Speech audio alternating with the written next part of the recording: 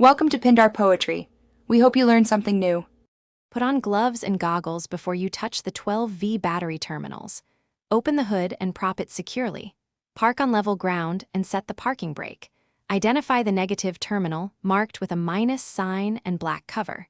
Use a 10 mm wrench to loosen the negative clamp first and remove it from the post. Wait briefly to let any surface current dissipate. Keep metal tools from bridging both terminals to avoid sparks. Work in a ventilated area and avoid flames or smoking nearby.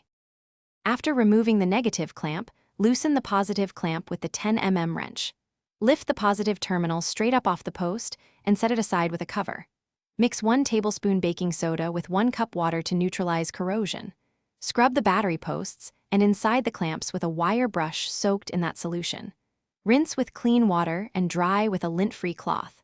Inspect for cracked cables or severe corrosion and replace parts if needed. Cap both terminals to prevent accidental contact while you work. Place the cleaned positive clamp onto the positive battery post first. Tighten the clamp snugly with a 10 mm wrench and finish with a quarter turn.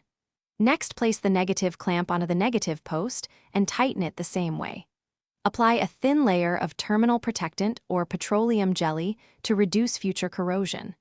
Reinstall any removed covers and secure battery hold-downs. Start the engine and watch for normal electrical operation like lights and radio. Check the battery voltage with a multimeter. A fully charged battery reads about 12.6 V. Thanks for watching. Consider subscribing if we helped you.